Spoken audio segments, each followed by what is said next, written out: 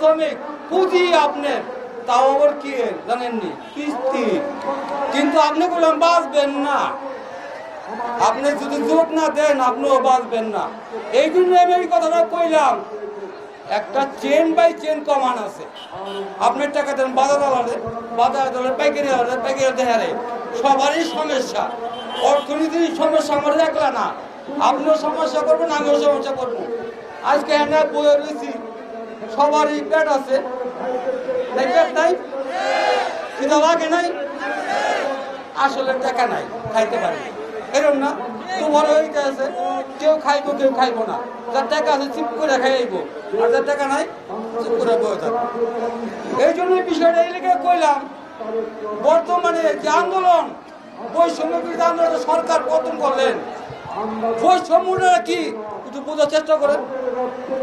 ধনী গরিবের বৈষম্য, একটা শিক্ষার বৈষম্য আমি তো চাই নাই, চাইছিলাম এই লেগে আমি আন্দোলন করি নাই।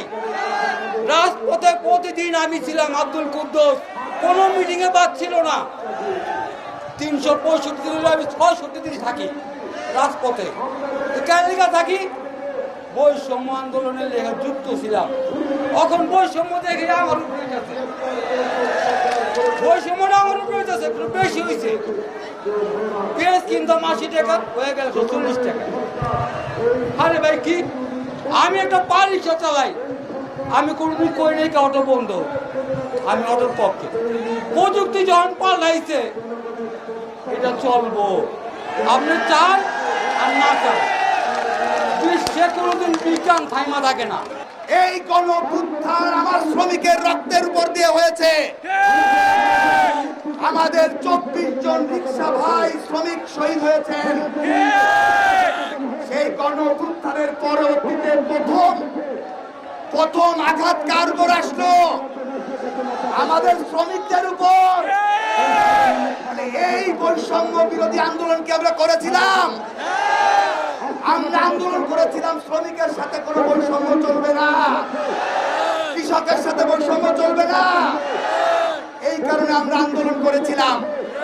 কিন্তু আজ গণঅভ্যুত্থানের যে চেতনা, সেইটাকে ভুলণ্ঠিত করা হচ্ছে। আজকে তেলের দাম বাড়ে, তেলের দাম বাড়ে কি বাড়ে না? চালের দাম বাড়ে কি বাড়ে না? ডালের দাম বাড়ে কি বাড়ে না? আপনার আমার জীবনের দাম কি বাড়ে? আপনার আমার জীবনের দাম আর আপনার আমার আয় প্রতিদিন কমতে থাকে।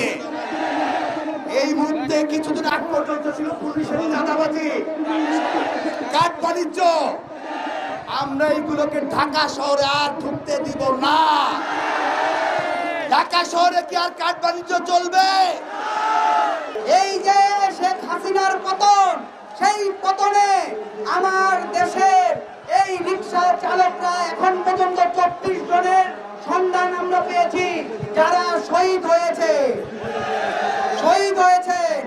আমরা বলতে চাই, আজকে যারা ক্ষমতায় আছেন, এই শহীদের রক্তের উপরে দাঁড়িয়ে ক্ষমতায় এসেছেন। ফলে এই শহীদের রক্তের উপরে দাঁড়িয়ে ক্ষমতায় এসে গরিবের পেটে, এই রিক্সা চালকের পেটেই প্রথমে লাথি দিতে যাচ্ছেন। এই নেমক হারামি করবেন না, এই নেমক হারামি করবেন না।